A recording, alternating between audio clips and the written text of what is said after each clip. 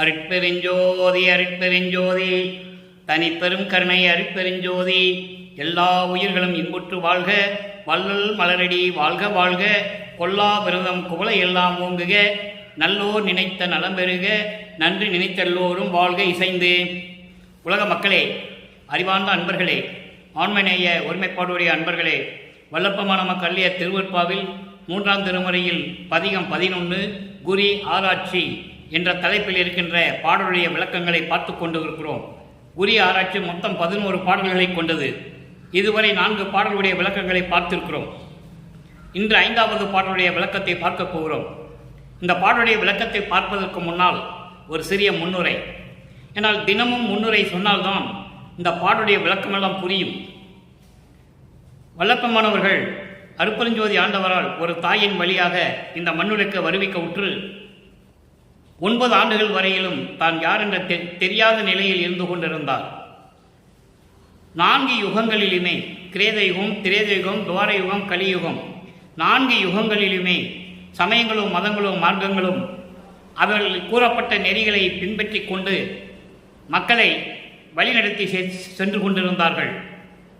சமயங்களிலும் மதங்களிலும் மார்க்கங்கள் கூறப்பட்ட நெறிகளெல்லாம் ஒரு முடிவுக்கு வந்த பிறகு இனிமேல் இது மக்களுக்கு தேவையில்லை என்ற காரணத்தினால் சமரச சுத்த சன்மார்க்கத்தை நிறுவி தன் மகனிடம் ஒப்படைத்து உலக மக்களிடம் தெரிவிப்பதற்காக தன்னுடைய செல்வ பிள்ளையை இந்த மண்ணிலுக்கு வருவிக்க உற்றார் அருட்பெருஞ்சோதி ஆண்டவர் அவர்கள். அதன் பிறகு 9வது ஆண்டிலே வருவிக்க உற்று 9வது ஆண்டுகள் கழித்து மகனை ஆட்கொண்டு மறைப்பு நிலையை நீக்கிவிட்டு செல்லுகிறார். மறைப்பு நிலை என்பது தான் யார் என்ற நிலை மட்டும் அவருக்கு தெரிகிறது. இறைவனால் வருவிக்க உற்றவன் என்ற நிலை மட்டும் அவருக்கு தெரிகிறது. மற்ற நிலைகள் எதுவுமே அவருக்கு தெரியாது. அப்போ அவருடைய மனம் எப்படியெல்லாம் அலைபாய்ந்தது, எப்படியெல்லாம் வருத்தப்பட்டார் என்பதை ஒவ்வொரு பாடலின் மூலமாக நமக்கு அருளியிருக்கிறார்கள். ஏனென்றால் அருட்பெருஞ்சோதி ஆண்டவர் திருவிளையாடல் செய்து கொண்டிருக்கிறார். தன் மகனை சமயங்களிலும் மதங்களிலும் மார்க்கங்களிலும் ஈடுபட செய்து அதன் பிறகு இதெல்லாம் மக்களுக்கு தேவையில்லை என்று சொல்லி சமரச சுத்த சன்மார்க்கத்தை கொடுத்து, சமரச சுத்த சன்மார்க்கத்தை கொடுத்த பிறகு எப்படியெல்லாம் அருளை பெற்றுக்கொண்டார் என்பதையும் நாம் படிப்படியாக பார்த்து கொண்டிருக்கிறோம். அந்த காலகட்டங்களில் சமயங்களும் மதங்களும் மார்க்கங்களும் சூழ்ந்திருந்த காலங்களில் நமது பிள்ளை பெருமானவர்கள் திருவொற்றியூர் செல்லுகிறார். அங்கே இருக்கின்ற தியாகராஜ பெருமானை வழிபட வேண்டும், தியாகராஜ பெருமானிடம் அருளை பெற வேண்டும் என்ற நோக்கத்தில் அங்கே சென்று கொண்டிருக்கிறார்கள். ஆனால் நடந்த நிலைகள் வேறு. இதுவரை நம்ம தொகுப்பாக பார்த்திருக்கிறோம். இறைவன் இவருக்கு காட்சி கொடுத்து மறைவதையும், இவர் தெருவிலே நின்று கொண்டிருக்கும் போது தியாகராஜ பெருமான் திருவிழா வீதி வரும்போது இவர் நமது பிள்ளை பெருமானவர்கள் தெருவிலே நின்று கொண்டிருந்த போது இவரை திரும்பி பார்க்காமல் தெருவழியாக ஓடுவதும், அவரை தொடர்ந்து நமது பிள்ளை பெருமானவர்கள் ஓடியும் ஓட்டத்தை பிடிக்க முடியவில்லை என்பதையும், அதன் பிறகு தன்னுடைய மனக்குமுறலை நாரையிடையும் கிளிகளிலேயும் தூது அனுப்பி அதனால் எந்த பலனும் இல்லை என்பதையும், இறைவன் தன்னிடம் வந்து சேரவில்லையே, என் துன்பத்தை போக்கவில்லையே என்ற பாடல்களை எல்லாம் நாம் பார்த்து விட்டோம். அந்த நிலைகளெல்லாம் மாறி இப்போது அவர் வருவாரா வரமாட்டாரா என்ற நிலையில் அவர் மனம் குழப்பமடையும் போது ஒரு குறத்தி பெண்ணிடம் குறி கேட்க செல்லுகிறார். குறி கேட்க செல்லுவது என்னவென்றால் தன்னுடைய மனநிலையை உலக மக்களுக்கு தெரியப்படுத்த வேண்டும். இறைவன் நம்மிடம் வருவாரா வரமாட்டாரா, நமக்கு காட்சி கொடுத்து அருளை கொடுப்பாரா கொடுக்க மாட்டாரா என்ற ஐயப்பாடு வந்த பிறகு ஒரு குறத்தி பெண்ணிடம் குறி கேட்பது போல இந்த பாடல்களை நமக்கு அருளியிருக்கிறார்கள் என்பதை நீங்கள் புரிந்து கொள்ள வேண்டும். அந்த வகையில் பார்க்க வேண்டிய பாடல் 5வது பாடல். இந்த பாடலிலே திருவொற்றியூரில் இருக்கின்ற இறைவன் எப்படிப்பட்ட இறைவன், திருவொற்றியூரில் இருக்கின்ற இறைவன் எப்படிப்பட்ட இறைவன், எப்படியெல்லாம் திருவிளையாடல் செய்தார் ஒவ்வொரு காலகட்டத்திலும் என்பதையும், அந்த இறைவன் வருவாரா வரமாட்டாரா என்பதையும் ஒரு குறத்தி பெண்ணிடம் குறி கேட்பது போல இந்த பாடல்களை நமக்கு அருளியிருக்கிறார்கள். அப்போ அந்த மனநிலையில் அவர் இருந்து கொண்டிருக்கிறார் என்பதை நீங்கள் புரிந்து கொள்ள வேண்டும். அதன் பிறகு சமரச சுத்த சன்மார்க்கத்தை பெற்ற பிறகு இறைவன் யார் என்பதையும், அந்த இறைவனிடம் எப்படியெல்லாம் அருளை பெற்றுக் கொண்டார் என்பதையும், அந்த இறைவனுடைய நிலை எப்படிப்பட்டது என்பதையும், உலக மக்களுக்கு என்ன தெரிவிக்கிறார் என்பதையும், இறைவனிடம் எப்படி வேண்டுகோள் வைக்கிறார் என்பதையும் நாம் பார்க்க போகிறோம். 11வது பதிகத்தில் 3ஆம் திருமுறையில் இருக்கின்ற 5வது பாடலுக்கு குறி ஆராய்ச்சி என்ற தலைப்பிலே இருக்கின்ற அந்த பாடல்களுக்கு 6ஆம் திருமுறையிலே எந்தெந்த பாடல்களில் விளக்கம் இருக்கிறது என்பதை நாம் பார்க்க போகிறோம். நன்றாக கவனியுங்கள். முதலிலே இந்த பாடல் 5வது பாடல் குறி ஆராய்ச்சி 11வது பதிகம் 3ஆம் திருமுறை. பொன்னார் புயத்து போர் விடையார் புல்லர் மனத்து உள் போகாதார் பொன்னார் பொன்னார் புறம் தீ உற நகைத்தார் ஒற்றி என்னும் ஊர் அமர்ந்தார் என் நாயகனார் என்னை மறுவல் இன்றோ நாளையோ அறியே. ஏன்னா வடிவிக்கப்பட்ட அத்தனை ஆண்டுகள் வரையிலும் இறைவனுடைய அருளை பெற முடியவில்லை, இறைவனை பார்க்க முடியவில்லை, அலைவாய்ந்து கொண்டிருக்கிறார். அவர் மனம் எப்படியெல்லாம் துன்பப்படுகிறது என்பதை தான் இந்த பதிகத்திலே 3ஆம் திருமுறை முழுவதுமாக நாம் பார்க்க போகிறோம். 4ஆம் திருமுறை வந்த பிறகு நிலைகள் வேறு. அப்போ என் நாயகனார் என்னை மறுவல் இன்றோ நாளையோ அறியே. தன்னை தலைவியாக உருவகப்படுத்தி ஒரு பெண்ணாக உருவகப்படுத்தி இறைவனை தலைவனாக உருவகப்படுத்துகிறார். அப்படி இருந்தால் ஒரு குறைத்த பெண்ணிடம் போய் குறி கேட்க முடியும். உலகிலே நடக்கிறது இது. ஒரு குடும்பத்திலே துன்பம் வந்தாலும் சரி, குழப்பம் வந்தாலும் சரி, பிள்ளைகளுக்கு திருமணமாகவில்லை என்றாலும் சரி, அவர்கள் உலகில் இருக்கின்ற மக்கள் குறி கேட்க செல்லுவார்கள், ஜாதகம் பார்க்க செல்லுவார்கள், ஜோதிடம் பார்க்க செல்லுவார்கள். அந்த நிலையில் இருக்கும்போது இவருடைய மனநிலையும் அந்த நிலையில் இருக்கிறது என்பதை இங்கே சுட்டி காட்டுகிறார். காரணம் அவருக்கு எதுவுமே தெரியாது. சுத்த சன்மார்க்கத்தை பற்றி தெரியாது, அருப்பஞ்சோண்டார் யார் என்ற நிலையும் அவருக்கு தெரியாது. இந்த நிலையில் இருந்து கொண்டிருக்கும் போது இந்த பதிகத்தினுடைய பாடல்களை கிட்டத்தட்ட 1ஆம் திருமுறையிலிருந்து 3ஆம் திருமுறை வரைக்கும் அதே நிலைதான். 4ஆம் திருமுறை வரும்போது நிலை மாறும். 6ஆம் திருமுறை வரும்போது சுத்த சன்மார்க்கத்தை பெற்ற பிறகு எப்படியெல்லாம் நடந்தது என்பதை பிரபஞ்சத்தில் நடந்த உண்மையெல்லாம் கூறுவார். அப்படிதான் நம்ம பார்த்துட்டு இருக்கோம். என் நாயகனார் என்னை மறுவல் இன்றோ நாளையோ அறியே. மின்னார் மருங்குள் புறமடவாய் விரைந்து ஓர் குறி நீ விளம்புவையே. குரத்தி பெண்ணே, நீ எனக்கு குறி சொல்லு சீக்கிரம் அப்படின்னு இந்த பாடலை அறிவிக்கிறார்கள். இந்த பாடலுடைய பதவுரை பாருங்க. பொன்னார் புயத்து. பொன்னார் புயம் என்பது பொன் போன்று மின்னிக் கொண்டிருக்கின்ற தோள்களே உடைய இறைவன். பொன்னார் புயத்து இறைவன் என்று சொல்லுவார். பொன்னார் என்பது பொன் போன்று அழகான தோள்களை கொண்ட இறைவன். போர் விடையார், சீரும் காளையை வாகனமாக கொண்டவர், காளை வாகனத்தை உடையவர். புல்லார் மனத்துள் போகாதார். புல்லார் என்பது தீயவர்கள். தீயவர்களுடைய மனதிலே இல்லாமல் இருக்கின்றவர். தீயவர்களுடைய மனத்தில் இருக்க மாட்டார், அவர்களுக்கு அருளை கொடுக்க மாட்டார். அதோடு மட்டுமல்ல, ஒன்னார் புறம் தீ உற நகைத்தார். பகைவர்களின் முப்புறத்தை, திரிபுரம் என்று சொல்லுவார், முப்புறத்தை நகைத்து எரித்தார். தாரகச்சனுடைய பிள்ளைகள் 3 பேர். வித்துன்மாலி, தாரகச்சன், தாரகாசுரனுடைய பிள்ளைகள். தாரகாசுரனுடைய பிள்ளைகள் 3 பேர். இவர்கள் அரக்கர்கள். இறைவனிடம் அருளை பெற்றுக் கொண்டு மக்களை துன்புறுத்திக் கொண்டும் தேவர்களை துன்புறுத்திக் கொண்டும் இருக்கிறார்கள். வித்துன்மாலி 3 மகன்கள். மூத்தவன் வித்துன்மாலி பொன்கோட்டையை கட்டிக்கொண்டு அது உள்ளே ஒளிந்து கொள்ளுவான். அந்த கோட்டையை உடைக்க முடியாது. அதன் பிறகு தாரகச்சன் வெள்ளி கோட்டையை கட்டி உள்ள இருக்கான். அதன் பிறகு கமலாட்சன் இரும்பு கோட்டை. இந்த முப்புறத்தையும் நகைத்து புன்னகையால் எரித்தவர். எவ்வளவோ பேர் போராடி பார்த்துட்டாங்க, முடியல. அப்ப இறைவனிடம் போய் கேட்கிறாங்க. இறைவன் நகைக்கிறார், புன்னகை செய்கிறார், சிரித்து கொண்டே அந்த முப்புறங்களை எரித்தவர். அதான் தீ உற நகைத்தார் என்று சொல்லுகிறார். தீ உற நகைத்தார். அதுக்கப்புறம் ஒற்றி என்னும் ஒரு ஊர் அமர்ந்தவர். ஒற்றி என்னும் திருவொற்றியூர் என்னும் ஊரில் அமர்ந்து கொண்டிருக்கிறவர். என் நாயகனார், என் தலைவன், என் காதலன் என்று சொல்லுகிறார். அவர் என்னை மறுவல் இன்றோ நாளையோ அறியேன். என்னை வந்து சேருவதற்கு இன்ற நாளையா என்று எனக்கு தெரியவில்லை. இது பல விளக்கங்கள் உண்டு, அதெல்லாம் சொன்னோம்னா நமக்கு நேரம் பத்தாது. சுருக்கமாக சொல்லுகிறேன்.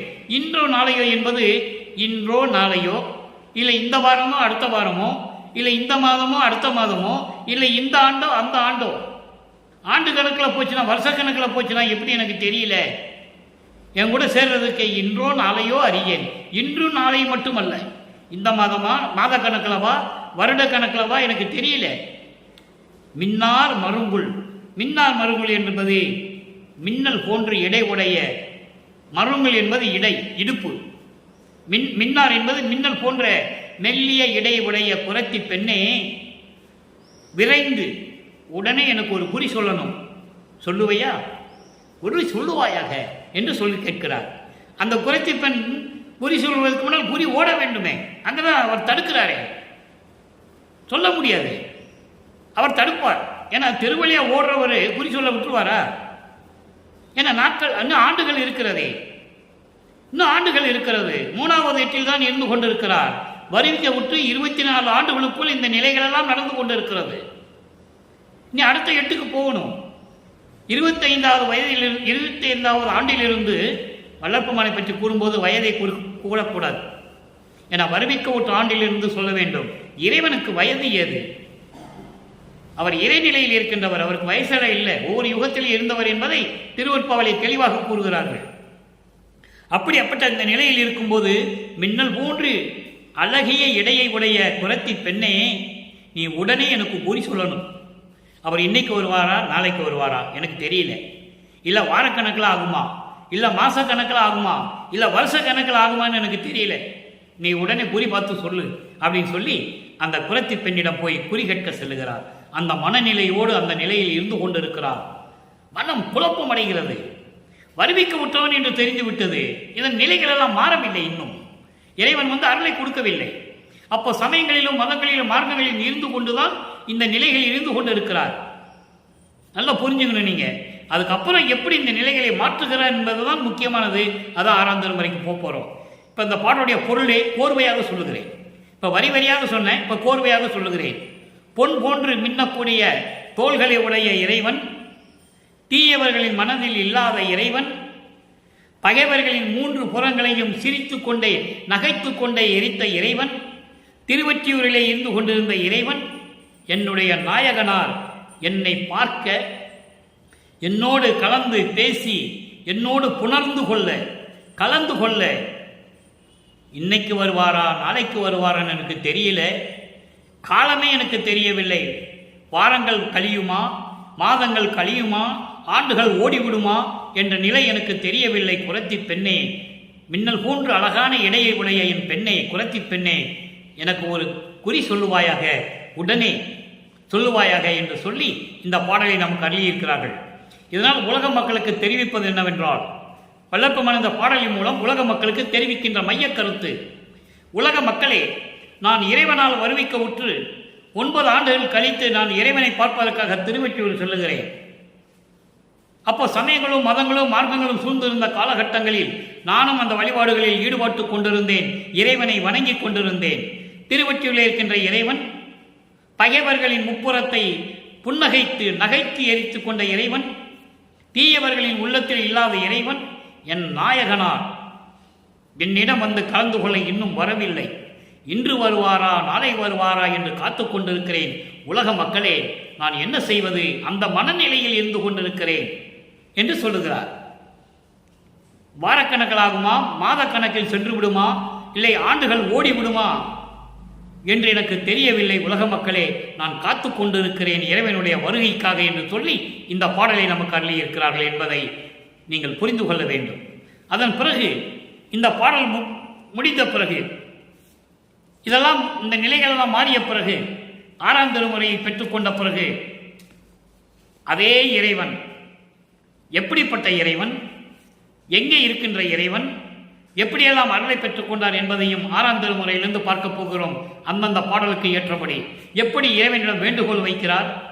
வேண்டுகோள் வைக்கும்போதே சொல்லிடுவார் அவருடைய அருளையும், இறைவனுடைய அருளையும், இறைவன் எங்கே இருக்கின்றார் என்பதையெல்லாம் சொல்லுவார். 6ஆம் திருமுறை 21வது பதிகம் சுத்த சன்மார்க்க வேண்டுகோள் 5வது பாடல். 3ஆம் திருமுறையிலே 11வது பதிகத்தில் இருக்கின்ற குரு ஆராய்ச்சி பாடல் 5வது பாடலுக்கு இங்கே விளக்கம் இருக்கிறது. அங்கே இறைவன் என்ன சொல்லுவார்? பொன்னான தோள்களை உடைய இறைவன், வாகனத்தின் மேல், காலை வாகனத்தின் மேல் வந்து கொண்டிருக்கின்ற இறைவன், இப்படியெல்லாம் சொல்லுவார். திருவொற்றியூரில் இருக்கின்ற இறைவன்லாம் சொல்லுவாரே, அந்த இறைவன் இவரிடம் அங்கே இருக்கும்போது எந்த அருளையும் பெறவில்லை. இப்போ விண்ணப்பம் வைக்கிறார், அரசே நான் வேண்டுதல் கேட்டு அருள் புரிதல் வேண்டும், அருட்பெருஞ்சோதியை பெற்றே அகம் மகிழ்தல் வேண்டும். நான் எப்படி சொல்றாரு? நான் வேண்டுதல் கேட்டு நீ அருள் புரிதல் வேண்டும். அரசே, அரசனே, என் மன்னவனே, அருட்பெருஞ்சோதியே, அருட்பெருஞ்சோதியை பெற்று அகம் மகிழ்தல் வேண்டும், என் உள்ளம் மகிழ வேண்டும். வரைசேர் எவ்வுலகமும் ஓர் ஒழுக்கும் உரல் வேண்டும். வரைசேர் எவ்வுலகமும் எல்லை அளவுடைய இந்த அண்டங்களில் இருக்கின்ற அத்தனை உலகங்களும், அண்டங்களும் சரி, இந்த பிரபஞ்சத்தில் இருக்கின்ற எல்லா உலகங்களும் ஒழுக்கத்தோடு இருக்க வேண்டும் என்றால் சுத்த சன்மார்க்கத்தை பெற்றிருக்க வேண்டும். ஒழுக்கம் உரல் வேண்டும். ஒழுக்கத்தோடு இருக்கணும். அப்படின்னா புலையும் கொலையும் தவிர்த்து சுத்த சன்மார்க்கத்தோடு உலக மக்கள் எல்லாம் விளங்கிக் கொண்டிருக்க வேண்டும். மடிந்தாரை மீளவும் நான் வருவித்தல் வேண்டும். மடிந்தாரை மீளவும் நான் வருவித்தல் வேண்டும். இறந்தவர்களை மீண்டும் கொண்டு வர வேண்டும். எப்படி இறந்தவர்கள் என்று சொல்லுகிறார்? சமரச சுத்த சன்மார்க்கத்தை தெரியாதவர்கள் இறந்திருப்பார்கள். அவர்களை மீண்டும் கொண்டு வர வேண்டும். ஏனென்றால் இவர் சுத்த சன்மார்க்கத்தை பெற்று மக்களிடம் சொல்வதற்கு முன்னால் எத்தனை கோடியான மக்கள் இறந்திருப்பார்கள். அந்த ஆன்மாக்களை திருப்பி கொண்டு வர வேண்டும். சுத்த சன்மார்க்கத்தை சொல்ல வேண்டும். அவர்கள் திருச்சபைக்கு அடிமைகளாக செய்வித்தல் வேண்டும் என்று சொல்லுவார். நேற்று அந்த பாடலுடைய விளக்கத்தை பார்த்தோம். அப்போ மடிந்தாரை மீளவும் நான் வருவித்தல் வேண்டும். அவர்களை கூட்டு வரணும். சுத்த சன்மார்க்கத்தில் சேர்க்கணும். உயிர் கொடுத்து கொண்டு வரணும். புரை சேரும் கொலை நெறியும் புலை நெறியும் சிறிதும் பொருந்தாமல் அற்புதமாக சொன்னார். சுத்த சன்மார்க்கத்துடைய முக்கிய நெறியிலே அதான். புலையும் கொலையும் தவிர்த்தல் வேண்டும். துன்பங்களை தரக்கூடிய அந்த கொலை நெறி உயிர்களை கொல்லுவது, அந்த உயிர்களை கொன்று அந்த பிணத்தை, அந்த பிண்டத்தை, அந்த மாமிசத்தை உணவாக எடுத்துக் கொள்ளுவது, இதெல்லாம் கொஞ்சம் கூட இருக்கக்கூடாதுன்ற. சிறிதும் பொருந்தாமல், இதெல்லாம் சிறிது கூட பொருந்தாமல் எவ்வுயிரும் புரிந்து உவத்தல் வேண்டும். புரிந்து உவத்தல் வேண்டும். இதெல்லாம் புரிந்து கொண்டு மனதிலே உள்வாங்கிக் கொண்டு மகிழ்வோடு இருக்க வேண்டும். கொலையும் புலையும் தவிர்க்க வேண்டும் என்று சொல்லுகிறார். இதை இறைவன் விண்ணப்பம் வைக்கிறார். எதற்காக? நமக்காக. நாம் விண்ணப்பம் வைக்க வேண்டும். இந்த மாதிரி அவர் ஏற்கனவே இறைவனாக வருவிக்கொற்றவர். இந்த விண்ணப்பங்கள் எல்லாம் நமக்காக சொன்னது. நம்ம இறைவனிடம் விண்ணப்பம் வைக்க வேண்டும். கொலையும் புலையும் கொலை நெறியும் புலை நெறியும் சிறிதும் பொருந்தாமல் எவ்வுயிரும் புரிந்து உவத்தல் வேண்டும். மகிழ்வோடு இருக்க வேண்டும். உரை சேர் மெய் திருவடிவில், நல்ல கவனிங்க, உரை சேர் மெய் திருவடிவில் எந்தாயும் நானும் ஒன்றாகி எஞ்ஞான்று ஓங்குதல் வேண்டுவனே. உரை சேர் மெய் திருவடிவில் என்பது அருளோடு விளங்கக்கூடிய உன்னுடைய ஞான தேகத்தில், முத்தேகமும் உடைய தேகம்தான், சுத்த தேகம், புரண தேகம், ஞான தேகம். மெய் திருவடி என்பது 3 தேகங்களை கொண்ட அருட்பெருஞ்சோதி வடிவில், அருட்பெருஞ்சோதியோடு நான் கலந்து என் தாயும் நானும். இறைவனை தாய் என்று சொல்லுகிறார். தாய் உள்ளம் படைத்த இறைவன் என்று சொல்லுவார். நிறைய இடங்களில் சொல்லுவார், என் தாயும் தந்தையும் நீதானே. எம்மை என்னும் என்னை விட்டு இறையும் பிரியாது அம்மையும் அப்பனுமாம் அருட்பெருஞ்சோதி. இது அருட்பெருஞ்சோதி அகவல்ல வரும். ஆக நீயும் நானும் அருட்பெருஞ்சோதி வடிவில் ஒன்றாய் கலந்து கொண்டு விளங்க வேண்டும். எப்படி?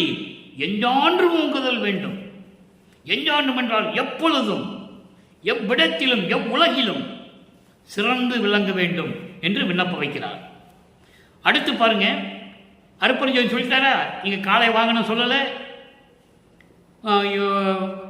மற்றபடி திருவொற்றியில் இருக்கின்ற இறைவன் சொல்லலை. அருட்பெருஞ்சோதி. அப்போ சுத்த சன்மார்க்கத்தை பெற்றவர் அருட்பெருஞ்சோதி. அவர்தான் ஆதியும் அந்தமில்லாம் தோன்றிய அருட்பெருஞ்சோதி. ஒரே கடவுள் என்று சொல்லுவார். இயற்கை உண்மை விளக்கத்தின் கடவுள் அருட்பெருஞ்சோதி, சுயமாக தோன்றிய இறைவன். அடுத்து அருள் விளக்க மாலை 37வது அருள் விளக்க மாலை 15வது பாடல். அங்க 5வது பாடலுக்கு இங்க 15வது பாடலிலே ஒரு விளக்கம் இருக்கிறது. கைக்கு இசைந்த பொருளே, இறைவனை எப்படி சொல்றான்னு நீங்க பார்க்கணும். கைக்கு இசைந்த பொருளே அணியே, கைக்கு இசைந்த பொருளே என் கருத்து இசைந்த கனிவே. என் கைக்கு கிடைத்த இறைவனே, என் உள்ளங்கையில் நெல்லிக்கனி போல் கிடைத்த இறைவனே என்று சொல்லுகிறார். சமரச சுத்த சன்மார்க்கத்தை கொடுத்து எனக்கு இறைவனுடைய அருளை கொடுத்து அப்படி என்னை தாங்கிக் கொண்டிருக்கின்ற இறைவனே என்று சொல்லுகிறார். என் கருத்து இசைந்த கனிவே, என் உள்ளத்தில் கலந்து கொண்ட கனி போன்ற இறைவனே, கருணை உள்ளம் இறைவனே, அதான் கனிவே என்று சொல்லுகிறார். கருணை உள்ளம், தாய் உள்ளம், தயவு உள்ளம் கொண்ட இறைவனே என்று சொல்லுகிறார் அருட்பெருஞ்சோதியை. கண்ணே, என் கண்களுக்கு கலந்து இசைந்த கனவா, தன்னை தலைவியாகவும் இறைவனை தலைவனாகவும் கணவனாகவும் வர்ணனை செய்த இந்த பாடலை அருளியிருக்கிறார்கள் உலக மக்களுக்காக. கனவா என்பது இங்கே, கனவா என்பது ஆட்கொண்ட இறைவன். கனவா என்பது ஆட்கொண்ட இறைவன். மணாலா என்று சொல்லுவார், மனம் புரிந்தான் என்று சொல்லுவார், மாலையிட்டார் என்று சொல்லுவார். அதை நல்லா புரிஞ்சுக்கணும். ஆட்கொண்ட இறைவன் என்று சொல்லுகிறார். அதுக்கு மெய்க்கு இசைந்த அணியே, உண்மை பொருந்திய அழகே என்று சொல்லுகிறார். இறைவனை அழகானவர் என்று சொல்லுகிறார். இயற்கை உண்மையின் விளக்க கடவுளாகிய இறைவன், அழகான இறைவனே, பொன்மேடையில் என்னுடனே, நல்லா கவனிக்கணும், பொன்மேடையில் என்னுடனே மெய் கலந்த தருணத்து. இறைவன் அருட்பெருஞ்சோதி சொல்றாரு, இவர் பெற்ற அருளையும் சொல்லுகிறார். அருள் விளக்கமாலை, எப்படியெல்லாம் அருளை பெற்றுக் கொண்டார் என்று விளக்குவது, அதான் அருள் விளக்கமாலை. இப்படி சொல்ற பாருங்க, பொன்மேடையில் என்னுடனே. பொன்மேடை, பொன்மேடைனா எது? 16வது நிலை, சரியை கிரியை யோகம் ஞானம் என்ற அந்த 16வது நிலை. 3 நிலைகளும் முன்னாங்க 12, சரியை கிரியை யோகம், அதெல்லாம் சமயங்களையும் மதங்களையும் சார்ந்தது. அந்த நிலையில் இருக்கின்றவர்கள் எல்லாருமே அருட்பெருஞ்சோதி ஒருவர் தான் ஞானத்தில் இருக்கின்றவர், இறைநிலையில் இருக்கின்றவர். நடராஜன், சொக்கநாதன், தியாகராஜன், சிவபெருமான் யாராக இருந்தாலும் சரி. அதே மாதிரி வைஷ்ணவ சமயத்தை சேர்ந்த ஆழ்வார்கள் கூட்டத்தை சேர்ந்த அத்தனை பேர் யாராக இருந்தாலும் சரி, எல்லாருமே 12 நிலைக்குள் இருந்தவர்கள் தான். அப்படி அந்த பொன்மேடையில், சிவஞான வெளியில், 16வது நிலையில், ஞானத்தில் ஞானம் என்ற நிலையில் என்னுடனே மெய் கலந்த, என்னுடனே, அல்லது உன்னுடைய உடம்பு என்னுடைய உடம்பு தனியாக இல்லாமல் ஒன்றோடு ஒன்றாக கலந்த மெய் கலந்த தருணத்தே, என்னுடனே என் உடம்பில் கலந்த அந்த நேரம் இருக்கிறதே, அந்த நேரம், அந்த தருணத்தை விளைந்த பெரும் சுகமே, அப்ப கிடைத்த பேரின்பமே. பெரும் சுகம் என்றால் பேரின்பம். அந்த பேரின்பமே அருட்பெருஞ்சோதியே, நெய்க்கு இசைந்த உணவே. இந்த வரியை ஏன் சொல்றாருன்னா நல்லா புரிஞ்சுக்கணும். நெய்க்கு இசைந்த உணவே. உணவில் நெய் போட்டு சட்டை எது இருந்தாலும் என்ன சொல்லுவாங்கன்னா ருசியாக இருக்கும். நெய் கலந்த உணவு எப்பவுமே ருசியாக இருக்கும். அந்த மாதிரி மனசுக்கு பிடித்த இறைவன், உள்ளத்துக்கு பிடித்த இறைவன் சொல்லுவதுக்கு தான் நெய்யுக்கு இசைந்த உணவே என்று சொல்லுகிறார். வர்ணனை செய்கிறார் இறைவனை. அதை நீங்கள் புரிஞ்சுக்கணும். இறைவனை வர்ணனை செய்கிறார். ஒரு சாப்பாட்டில் நெய் ஊற்றி சாப்பிட்டா அந்த சாப்பாடு எவ்வளவு ருசிக்குமோ அது போன்று இருக்கின்ற இறைவன், எனக்கு பிடித்த இறைவன், என் உள்ளத்தில் இருக்கின்ற இறைவன், என் நெறிக்கு இசைந்த நிலையே, சமரச சுத்த சன்மார்க்கு நெறிக்கு பொருந்திய கடவுள் நிலையில் இருக்கின்ற இறைவனே. அதான் சொல்றாரு, என் நெறிக்கு இசைந்த நெறியே. என் நெறின்னு சொல்றார். என் மார்க்கம் சன்மார்க்கம் என்று சொல்லுவார். நானே சன்மார்க்கத்தை நடத்துகிறேன் என்று சொல்லுவார். ஏன் சொன்னாரு? உண்மையாக சன்மார்க்கத்தில் யாருமே இல்லையே. சன்மார்க்கம் நெறிகள் என்பது உருவ வழிபாடு இருக்கக்கூடாது, வேறு எந்த உருவங்கள் கொண்ட ஆலயங்களுக்கு செல்லக்கூடாது. அந்த நெறியில் யாருமே இல்லை என்பதனால்தான் நானே சன்மார்க்கி, சாகாதவனே சன்மார்க்கி, நானே சன்மார்க்கத்தை நடத்துகிறேன் என்று சொன்னார். நல்லா புரிஞ்சுக்கணும் நீங்க. அப்போ என் சுத்த சன்மார்க்க நெறிக்கு பொருந்திய இறைவனே, இறைநிலையில் இருக்கின்ற இறைவனே, அதான் சொல்றாரு, என் நெறிக்கு இசைந்த நிலையே என்று சொல்லுகிறார். அடுத்து பாருங்க, நித்தியமே, அழிவில்லாத இறைவன். நித்தியம் என்றால் அழிவில்லாதது, நித்தியமே என்றால் அழிவில்லாத இறைவன். எல்லாம் நாம் சத்தியமே, இயற்கை உண்மை விளக்க கடவுள், எல்லாம் பொருந்திய சத்தியமே, இயற்கை உண்மையின் விளக்க கடவுள். உலகில் பொய்க்கு இசைந்தார் காணாதே, உலகில் பொய்க்கு இசைந்தார் காணாதே. பொய்க்கு இசைந்தார் யார்? சமயங்களையும் மதங்களையும் மார்க்கங்களையும் பற்றி கொண்டு அதில் கூறப்பட்ட நெறிகளை பின்பற்றி கொண்டு பொய்யாக வாழ்ந்து கொண்டிருக்கிறார்களே, அவர்கள் காண முடியாத இறைவன். தேவர்களாக இருந்தாலும் சரி, பதத்தலைவர்களாகிய பிரம்மன், திருமால், ருத்திரன் யாராக இருந்தாலும் சரி, பொய்க்கு இசைந்தார் காணாத இறைவன். அப்படிப்பட்ட இறைவன் பொது நடன் செய்ய அரசே, சத்தியஞான சபையிலே அருள்நடனம் செய்து கொண்டு அருளாட்சி செய்து கொண்டிருக்கின்ற எனது அரசனே, புன்மொழிகள் என்று இகழாது புனைந்து மகிழ்ந்த அருளே, நான் பாடுகின்றதையெல்லாம், நான் விண்ணப்பங்கள் வைக்கின்றவையெல்லாம் தீயவை என்று எண்ணி விடாது, தீயவை என்று ஒதுக்கி விடாமல் எல்லாவற்றையும் ஏற்றுக்கொண்டு எனக்கு அருள வேண்டும் என்று சொல்லி இந்த பாடலை நமக்கு அருளியிருக்கிறார்கள். அடுத்து இறைவனை எப்படி பார்த்தாரு, எப்படி கலந்து கொண்டார் என்பதை சொல்லுகிறார். 42வது பதிகம் கண்டு கனிந்து கலந்து கொள்ளல். இறைவனை கண்டு கனிந்து அவரோடு கலந்து கொண்டது 5வது பாடல். 3ஆம் திருமுறையில் கூறப்பட்ட 5வது பாடலுக்கு இந்த பாடலிலே விளக்கம் இருக்கிறது. மாற்றை அளந்து அறிந்திலம், மாற்றை அளந்து அறிந்திலம் என்று அருமறை ஆகமங்கள் வலுத்த, வலுத்த என்றால் வணங்க, வேதங்களும் ஆகம நூல்களும் வணங்குகின்றன. எப்படி?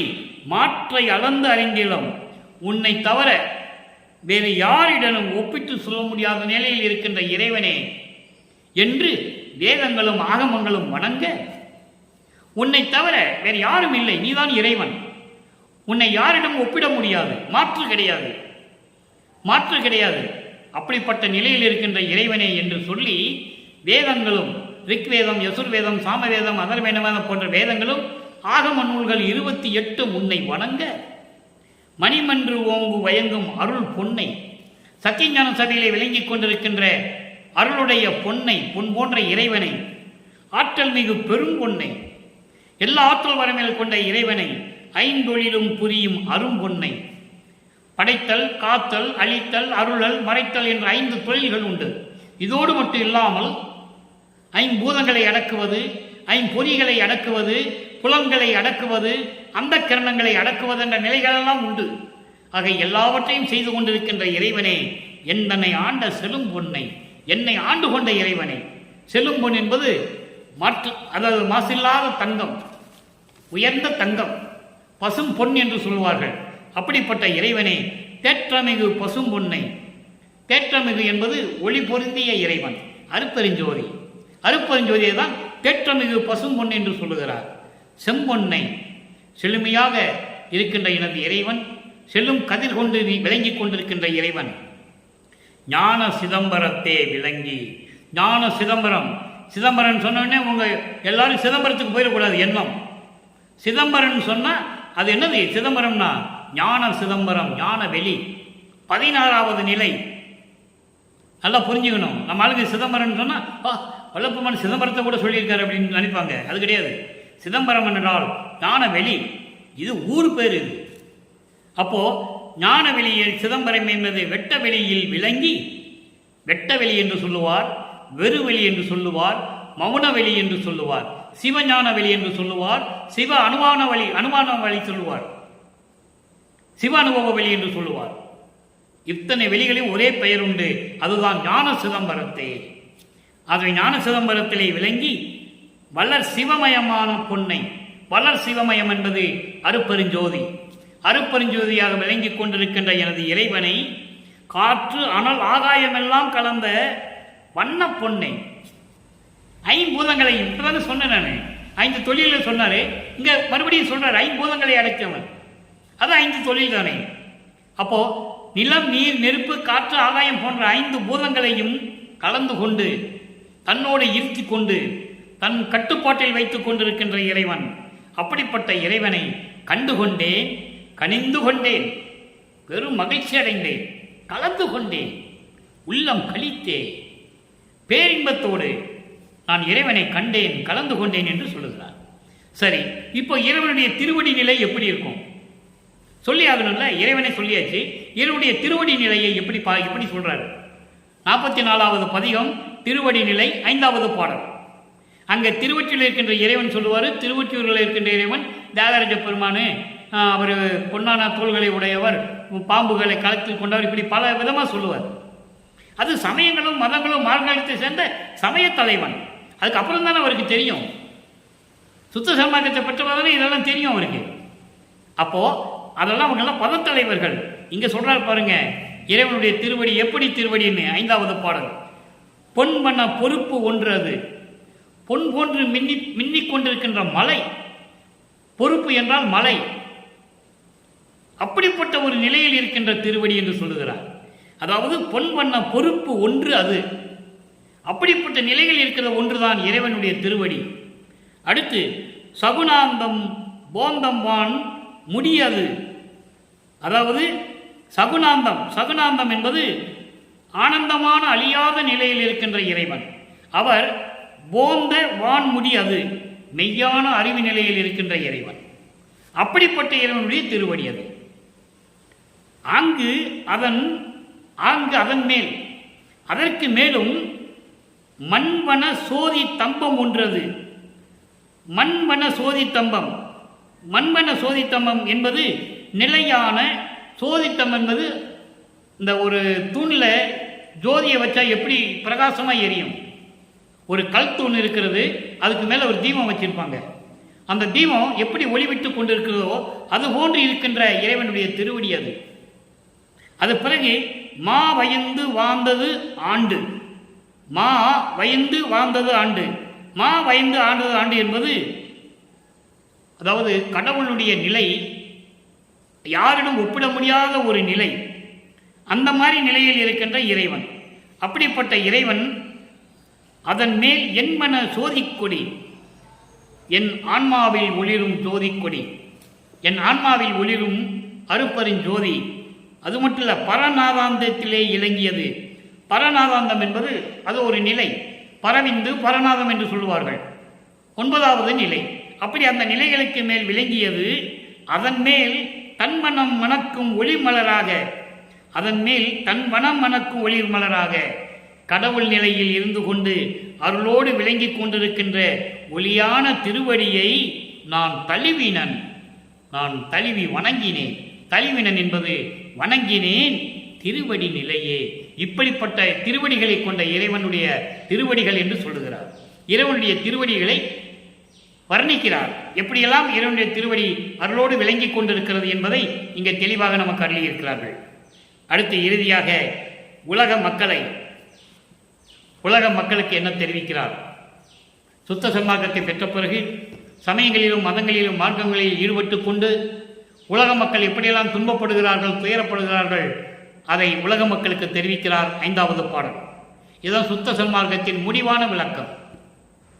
சமயங்களிலும் மதங்களிலும் மார்க்கங்களிலும் இருந்து கொண்டு எப்படியெல்லாம் துன்பப்பட்டார், அவருடைய மனம் எப்படியெல்லாம் அலைமோதியது, எப்படியெல்லாம் இறைவனை பார்க்க முடியவில்லை என்று துயரப்பட்டார் என்ற நிலைகளெல்லாம் நீங்கி சுத்த சன்மார்க்கத்தை பெற்ற பிறகு, தந்தையிடமிருந்து விளக்கத்தை பெற்ற பிறகு உலக மக்களுக்கு தெரிவிக்கிறார். நல்ல கவனிங்க. எய்வகை சார்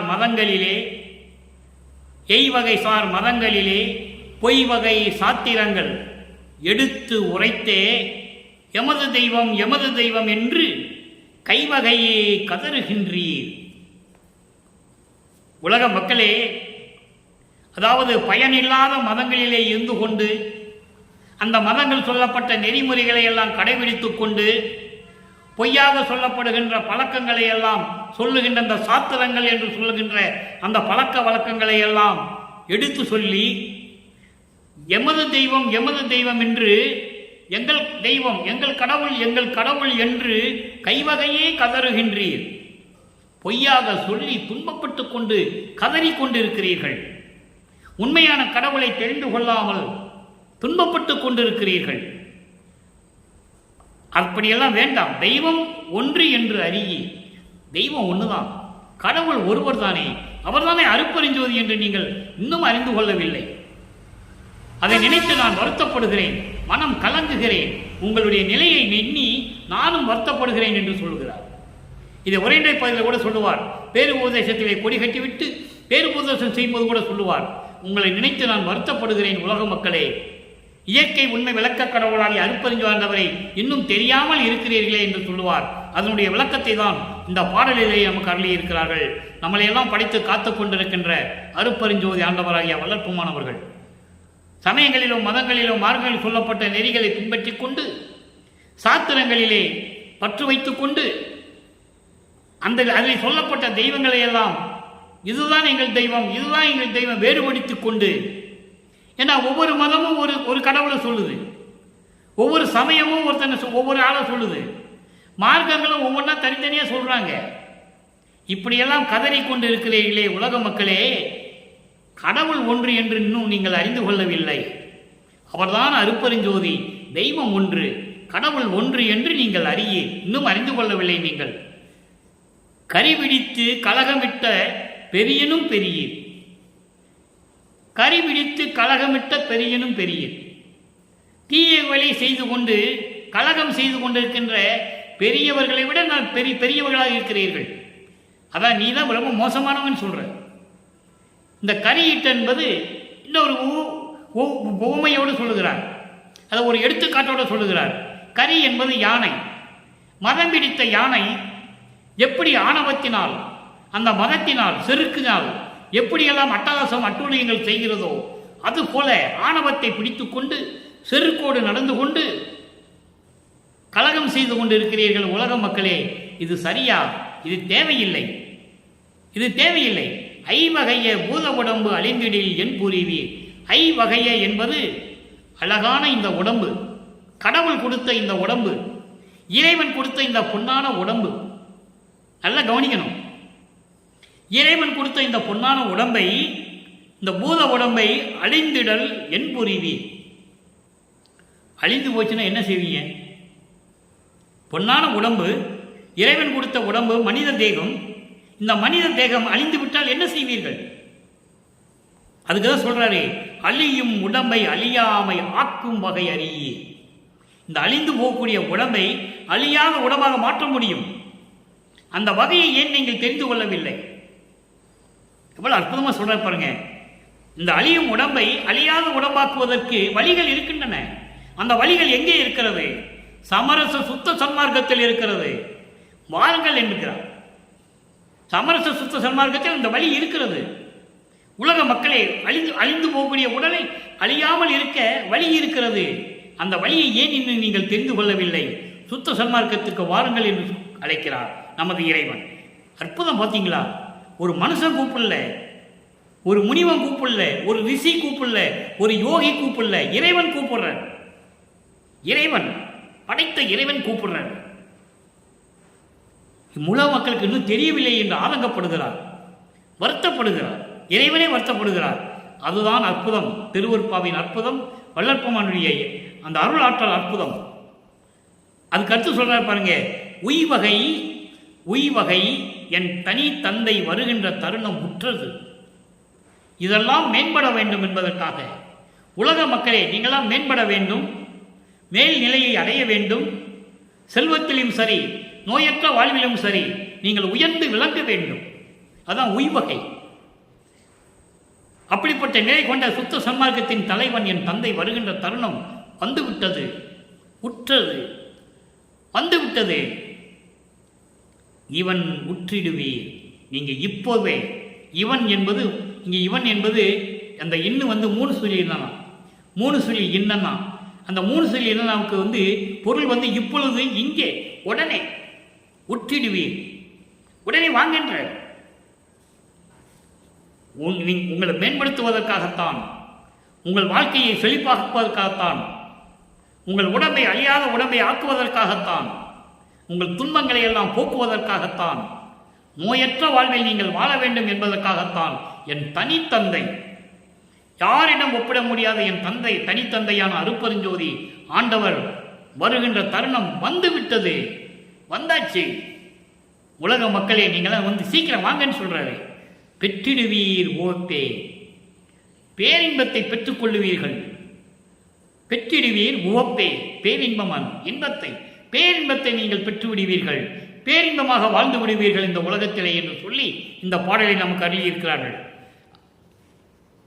ரொம்ப தெளிவாக சொல்றாரு. அதை நீங்க புரிஞ்சுக்கணும். ஏன்னா வல்லற்பெருமானவர்கள் இறைவனாகவே வருவிக்க உற்றவர். அதை முதல்ல நீங்க புரிஞ்சுக்கணும். ஒரு பாடல்ல சொல்லுவார், ஆக்கி முதல் தொழில் ஓர் 5ஐயும் தேக்கி நீ அமுது செய்கின்றான், தூக்கி எடுத்தான் அணைத்தான், அழியாத தேகத்தை கொடுத்தான், சிற்றம்பலத்து என் அன்போ என்று சொல்லுவார். இரவாத தேகத்தை கொடுத்தான் என்று சொல்லுவார். அழியாத பாடலே இரவாத தேகம்தான். அதாவது ஆக்கி அழித்தல் முதல் தொழில் ஓர் 5ஐயும் இறைவன் செய்திருக்கின்ற 5 தொழில்களையும் எனக்கு கொடுத்து படைத்தல் முதல் ஆக்கி என்பது படைத்தல் முதல் படைத்தல், காத்தல், அழித்தல், மறைத்தல், அருளல் போன்ற 5 தொழில்களையும் நீ செய் மகனை முழுவதுமாக நீயே செய் என்று கொடுத்தான். இதற்கு முன்னால் 4 பிரபஞ்சங்களிலும், அதாவது 4 யுகங்களிலும் தனித்தனியாக செய்து கொண்டிருந்தார்கள். பிரம்மன், திருமால், ருத்திரன், மகேஸ்வரன், சதாசிவம். இந்த 5 நிலை மாறிவிட்டது. அவருடைய அருளாற்றல் செயல்களாம் இழந்து விட்டது. சமயங்களும் மதங்களும் மார்க்கங்களும் ஒளிந்து விட்டன. தெளிவாக சொல்லுகிறார். எல்லாம் முடிஞ்சு போச்சு. அப்போ இந்த 5 தொழில் நான் தான் செய்து கொண்டிருக்கிறேன். தேக்கி அமுதொரு நீ செய் என்றான். தூக்கி எடுத்தான், என்னை அணைத்தான், இரவான தேகம் கொடுத்தான். சிற்றம்பலத்தை என் அன்கோன்னு சொல்லுவார். சிற்றம்பலத்தில் இருக்கின்ற என் கோ என்று சொல்லுவார். சிற்றம்பலத்தில் இருக்கின்ற சிற்றவையில் இருக்கின்ற எனது தந்தை, எனது அரசன் அருட்பெருஞ்சோதி ஆண்டவர் என்று சொல்லுவார். எனவே அன்பர்களே, இந்த பிரபஞ்சத்தை இயக்கிக் கொண்டிருப்பது, நம்மளையெல்லாம் படைத்து காத்து கொண்டிருப்பது வள்ளல் பெருமான் என்பதை இங்கே நான் பதிவு செய்ய கடமைப்பட்டிருக்கிறேன். யாராலையும் மறுக்க முடியாது. திருவருட்பாவிலே அத்தனை உண்மைகளும் உண்டு. தந்தை இவரோடு 2 கலந்து கொண்டார். இறைவனாகிவிட்டார்கள். அருட்பெருஞ்சோதி ஆண்டவரும் வள்ளல் பெருமானும் ஒன்றுதான். நீங்கள் நல்லா புரிஞ்சுக்கணும். வள்ளல் பெருமானும் அருட்பெருஞ்சாண்டவரும் ஒன்றுதான். இவன் அவன் ஆகிவிட்டான் என்று சொல்லுவார். இவன் அவனாகிவிட்டான். என்னையும் இலக்கந்தனையும் ஒன்றாக இருக்க இசைவித்து மன்னி வாழ்வுற வருவித்த கருணை வள்ளல் நீ என்று சொல்லுவார். நான் தானானான், தான் நானானான், நானும் தானுமானோம் என்று சொல்லுவார். அதனாலே இறைவன் ஆகிவிட்டார் என்பதை இங்கே உறுதிப்படுத்திக் கொள்கிறார், உலக மக்களுக்கு தெரிவிக்கிறார். அப்படிப்பட்ட இறைவனை நீங்களும் வணங்கி சமரச சுத்த சன்மார்க்கத்தில் சேர்ந்து கொண்டு கொலையும் புலையும் தவிர்த்து இறைவனை வணங்க வேண்டும்.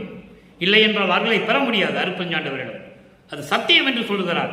இறைவனை சொல்லுகிறார். இறைவன் சொன்னதை வள்ளலார் ஊழியன் சொல்லிக் கொண்டிருக்கிறேன்.